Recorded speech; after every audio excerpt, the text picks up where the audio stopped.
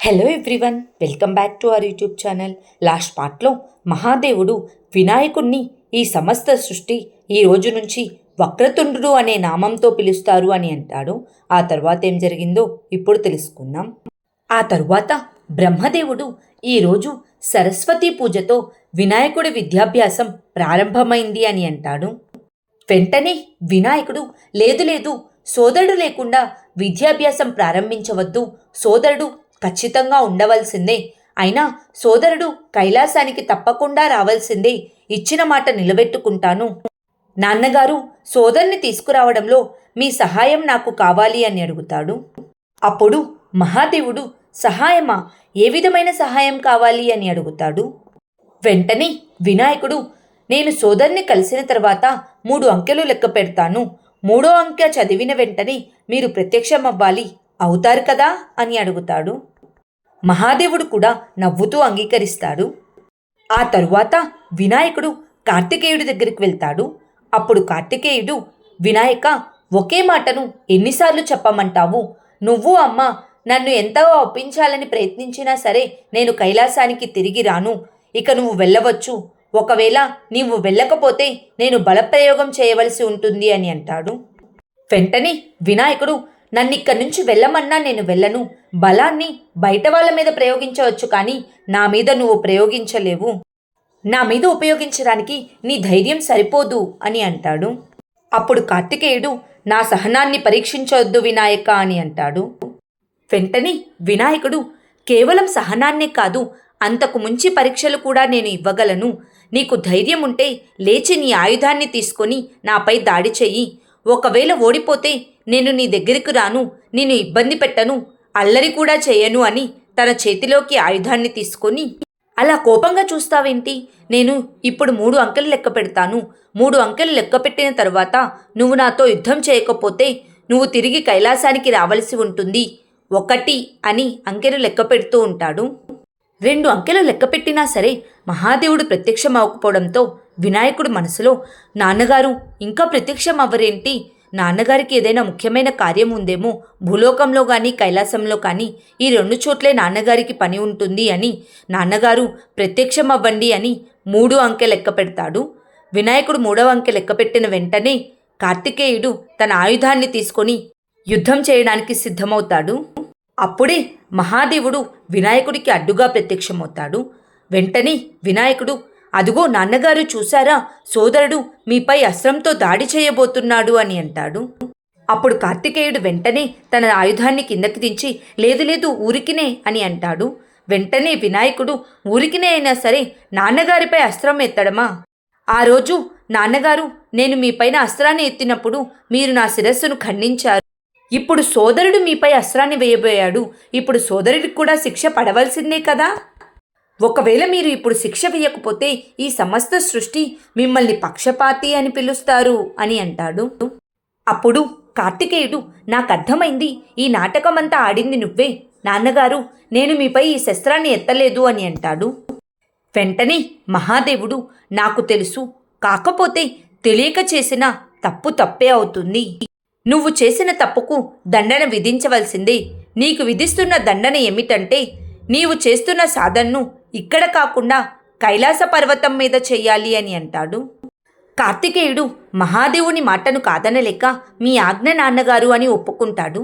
వెంటనే వినాయకుడు ఆనందంతో, సోదరుడు తోడుండగా నా విద్యారంభ సంస్కరణ ఘట్టం ప్రారంభిద్దాం అని అంటాడు.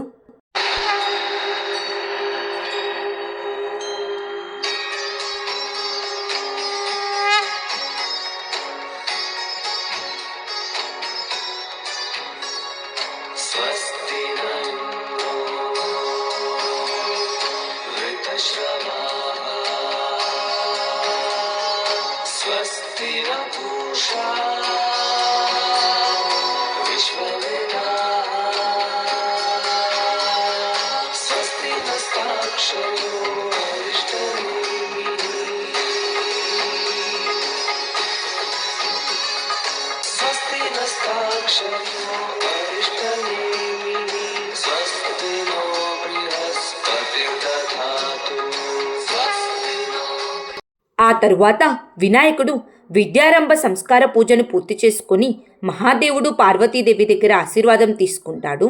అప్పుడు పార్వతీదేవి విద్యారంభ సంస్కార పూజ పూర్తయింది, ఇక సరస్వతీ పూజ అయిపోయిన వెంటనే వేదాలను అభ్యసించడం ప్రారంభించాలి అని అంటుంది. వెంటనే మహాదేవుడు వేదాభ్యాసం చేయవలసిన అవసరం లేదు, వినాయకుడు తన వక్రతుండంతో వేదధారణ చేశాడు, తన బుద్ధి కుశలతతో కంఠస్థం చేశాడు. వినాయకుడిలో వేద విజ్ఞానం పరిపూర్ణంగా ఉంది అని అంటాడు. మహాదేవుని మాటలు విని పార్వతీదేవి సంతోషంతో వినాయకుడిని దగ్గరికి తీసుకొని, వినాయకుడికి వేదాంత జ్ఞానం సిద్ధించింది, ఇక కార్తికేయుడు కైలాసానికి తిరిగి వచ్చేశాడు అని కార్తికేయుని పిలిచి ఇద్దరినీ దగ్గరకు తీసుకొని వారిద్దరినీ హత్తుకొని, నా ఇద్దరు కొడుకులు నాతోనే ఉన్నారు, ఈరోజు నేను అత్యంత సంతోషంగా ఉన్నాను అని ఆనందిస్తూ ఉంటుంది. అప్పుడు వినాయకుడు, అమ్మా, నీ ప్రసన్నత రెట్టింపవ్వాలి, సోదరుడు కైలాసానికి రావడం, ఈ వాగ్దానం పూర్తయింది కదా, నాకు నువ్వు మరో వాగ్దానం కూడా చేశావు, నువ్వే మర్చిపోయావు, నేను మర్చిపోలేదు కదా, నాకు గుర్తుంది అని అంటాడు. వెంటనే మహాదేవుడు ఏ వాగ్దానం అని అడుగుతాడు. అప్పుడు వినాయకుడు అందర్నీ ఒక దగ్గరకు తీసుకువెళ్ళి తను యోగాభ్యాసం చేస్తూ ఉంటాడు. అప్పుడు కార్తికేయుడు, సమయం వృధా అవుతుంది, నేను వెళ్ళిపోతున్నాను అని అంటాడు. అప్పుడు వినాయకుడు, వద్దు వద్దు సోదరా, ఏదో సరదాగా చేస్తున్నాను, ఇప్పుడు చూడని నా లక్ష్య సాధన అని ధనస్సును తీసుకుంటాడు.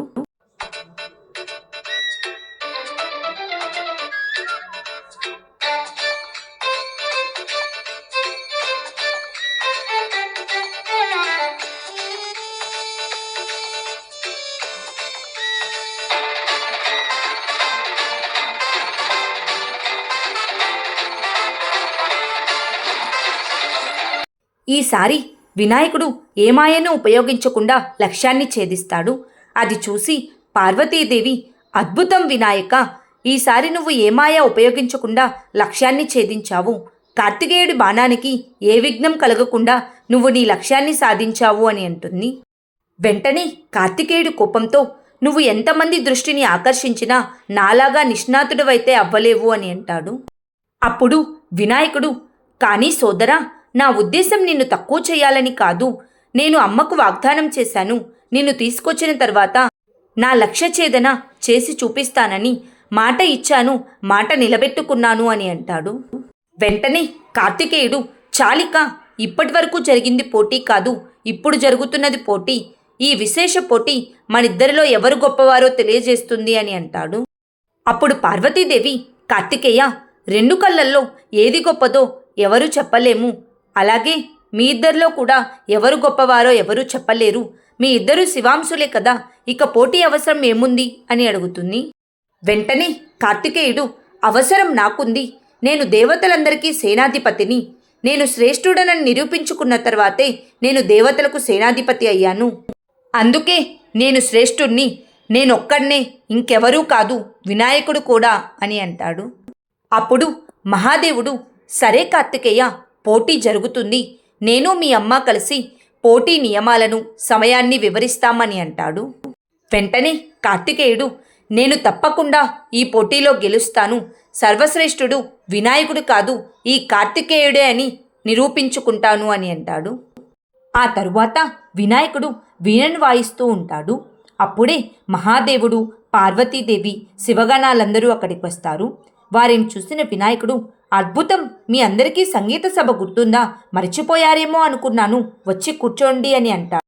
అప్పుడు మహాదేవుడు, మాకంటే కూడా వినాయకుడి తెలివి ప్రశంసించదగ్గది, అలా అని మా జ్ఞానమేమీ తక్కువ కాదు, ఏం పార్వతి అని అంటాడు. వెంటనే వినాయకుడు, సంగీత కాలక్షేపానికి లక్ష్యం వేరే ఉంది, ఈరోజు సంగీత సభకు ఇంత ప్రాముఖ్యం ఇచ్చి ఎందుకు నిర్వహిస్తున్నామో తెలుసా మరి? నా ఉపాయం ప్రకారం మీ ఇద్దరి పాత్ర ఉండడం ఎంతో ఉపయోగకరమైనది, సోదరుడి కోపాన్ని అసలు ఎలా తగ్గించాలో, దీని గురించి మీరేమేం చెప్తారో ఇదంతా మాట్లాడుకుందామని అంటాడు.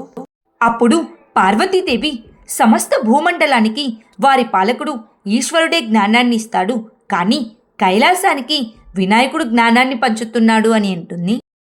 వెంటనే వినాయకుడు, నాన్నగారి వల్ల నాకు గజముఖం లభించింది, దానివలన నా అహంకారం అంతా పోయింది, అదేవిధంగా జ్ఞానం కూడా లభించింది అని అంటాడు.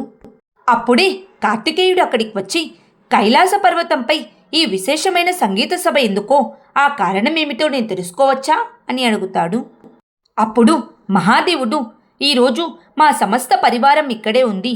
మా సమస్త పరివారం సంగీతాన్ని ఆస్వాదించడానికి దేవీ పార్వతి వినాయకుణ్ణి సంగీత కచేరీకి సిద్ధం చేసింది.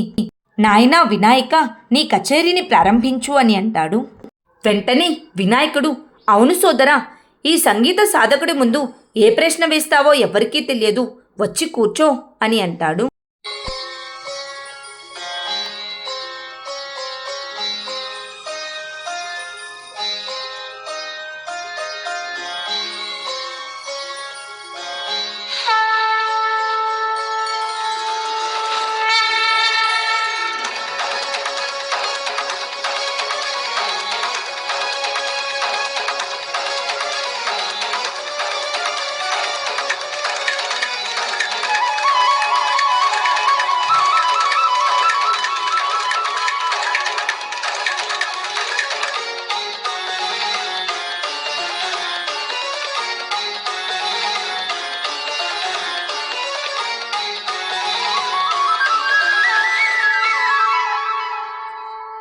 వినాయకుడి సంగీత కచేరీకి అందరూ ముగ్ధులవుతారు.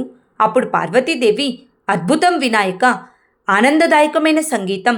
ఇప్పటి వరకు ఇక్కడ చాలా సంగీత సభలు జరిగాయి. అన్నింటికన్నా ఈ సంగీత సభలో జరిగిన మాధుర్యం ఎప్పుడూ అనుభూతి చెందలేదు. నీ ఈ సంగీతం వలన కైలాసంలోని సమస్త గణాలు తృప్తి చెందాయి అని అంటుంది. వెంటనే మహాదేవుడు, నీవు సరిగ్గా చెప్పావు పార్వతి. సంగీతం కేవలం చెవులకే కాదు, హృదయం లోపలికి చొచ్చుకుపోవాలి. వినాయక, ఈరోజు నీ సంగీతంతో అందరి హృదయాలను గెలుచుకున్నావు అని అంటాడు.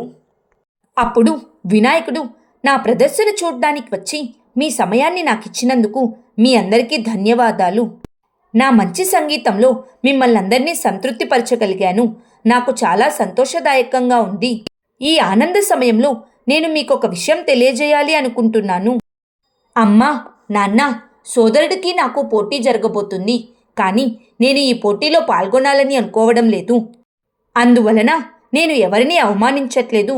అందుకని దుఃఖించనూ లేదు. సోదరా, నా ఆలోచన శుద్ధమైనది. నువ్వు సర్వశ్రేష్ఠ శివభక్తుడవి అని అంటాడు. వెంటనే కార్తికేయుడు, బాగుంది వినాయక, నీ ఆలోచన చాలా బాగుంది. నువ్వే సర్వశ్రేష్ఠుడవని నిరూపించుకోవడానికి ప్రయత్నం చేస్తున్నావా? పోటీలో పాల్గొనకపోతే దేవతలంతా ఏమనుకుంటారో తెలుసా? అటు గెలవనూ లేదు, ఇటు ఓడిపోనూ లేదు. చేతకాక వదులుకున్నాడు అని అంటారు. అప్పుడు నేనెలా సర్వశ్రేష్ఠుని కాగలను అని కోపంతో అక్కడి నుంచి వెళ్ళిపోతాడు. కార్తికేయుడి మాటలకు వినాయకుడు బాధపడుతూ ఉంటాడు. అప్పుడు మహాదేవుడు, వినాయక, బాధపడవద్దు. నీ అంతరంగాన్ని కార్తికేయుడు అర్థం చేసుకోలేకపోవచ్చు, కానీ మేమర్థం చేసుకున్నాము. నీ ఈ నిర్ణయం మన సుఖ సంతోషాల కోసమే అని మాకు తెలుసు. నీ నిర్ణయాన్ని కార్తికేయుడు కూడా త్వరలోనే అర్థం చేసుకుంటాడు అని చెప్తాడు. వెంటనే వినాయకుడు, నాన్నగారు, మీరేమీ బాధపడకండి. సోదరుని మార్చడానికి నా దగ్గర ఒక ఉపాయం ఉంది అని అంటాడు. ఆ తరువాత సింధురాసుడు, వినాయక, ఈ సింధురాసుడు ఓడిపోవడానికి సిద్ధంగా లేడు.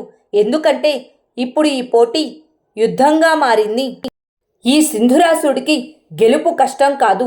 సముద్ర అలలను ఆపేసినా, ఎన్ని ఆపదలు నన్ను చుట్టుముట్టినా, తోటివారే నన్ను అవమానించినా, ఈ సింధురాసుడు అందరినీ కలుపుకుపోతూ ఒక్కొక్కరికి తగిన గుణపాఠం నేర్పిస్తాడు. ఈ సింధురాసుడు ఎవ్వరినీ వదలడు అని అంటాడు. అదే సమయంలో కామాసురుడు ప్రత్యక్షమై, మహాశక్తిశాలి సింధురాసురా, మీకు ఈ కామాసురుడు నమస్కరిస్తున్నాడు. వినాయకుడి మీద మీకున్న కోపానికి ఈ కామాసురుడే దానికి నివారణం. కైలాసమే కాని పాతాళలోకమే కాని ఈ కామాసురుడే అందరికీ కామోద్వేగాలను పెంపొందిస్తాడు అని అంటాడు. వెంటనే సింధురాసుడు ఇదే మాట ఆ క్రోధాసురుడు, మదాసురుడు కూడా చెప్పాడు.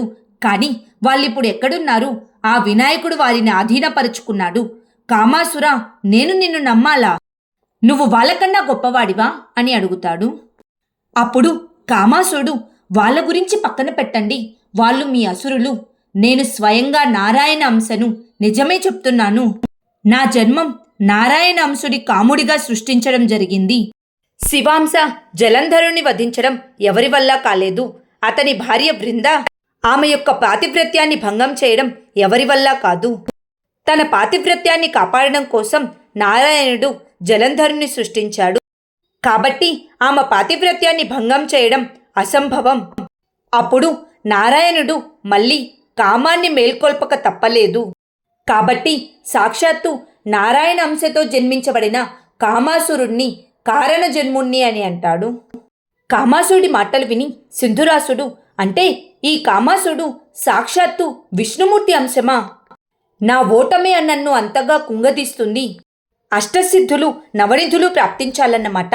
కానీ ఆ వినాయకుడికి నవనిధులు ప్రాప్తించాలంటే 1000 సంవత్సరాలు పడుతుంది అని నవ్వుతూ ఉంటాడు. అప్పుడు కామాసుడు నన్ను ఎదిరించడం ఎవ్వరితరం కాదు అని అంటాడు. వెంటనే సింధురాసుడు, కామాసురా, నీలాంటి వీరుడు రావడమే అసంభవం, కానీ ఈ నేపథ్యంలో వినాయకుణ్ణి వధించడం కూడా అసంభవమే కదా అని అంటాడు. అప్పుడు కామాసుడు, మీరలా ఊహించుకోకండి, వినాయకుణ్ణి ఓడించడం సంభవమే, కానీ అలా జరగాలంటే నాకొక అసురుడి సహాయం కావాలి అని అంటాడు. వెంటనే సింధురాసుడు, ఏ అసురుడి సహాయం కావాలి చెప్పు అని అడుగుతాడు. అప్పుడు కామాసుడు, అతడు ఎవరంటే కాశీ నరేశుని చేతిలో యుద్ధంలో ఓడిపోయినవాడు, అతడే దేవాంతకుడు. దేవాంతకుడు ఎవడంటే ఒక యుద్ధంలో ఓడిపోయిన మహావీరుడు. ఇతడు సహజసిద్ధంగానే జ్ఞానం కలిగినవాడు. ఓటమిని భరించలేక అతడిలోని పగను రోజురోజుకి రగిలించుకుంటూ ఉన్నాడు. కాశీరాజు అతనిపై విజయం సాధించినందుకు ప్రతీకారం తీర్చుకోవడానికి ఎదురుచూస్తూ ఉన్నాడు. కొన్ని సందర్భాలలో రాక్షసుల్ని ఎదుర్కొని తన బలపరాక్రమాలను చాటుకున్నాడు. అందుకని దేవాంతకుని సాంగత్యంలో వినాయకుణ్ణి వధించి కైలాసంపై ఆధిపత్యాన్ని సాధించవచ్చు అని అంటాడు. వెంటనే సింధురాసుడు, కామాసురా, మరి ఇంకా ఎందుకు ఎదురు చూస్తున్నావు? వెంటనే వెళ్ళి దేవాంతకుణ్ణి కలువు. వినాయక, నువ్వు వేసిన ఉపాయాలను సఫలం కానివ్వను. ఎందుకంటే కామాసురుడు దేవాంతకుడు నీకోసమే వస్తున్నారు, నిన్ను వధించడానికే వస్తున్నారు అని నవ్వుతూ ఉంటాడు. ఆ తరువాత ఏం జరిగిందో నెక్స్ట్ పార్ట్లో తెలుసుకుందాం. Please like, share and subscribe to our YouTube channel. Thank you.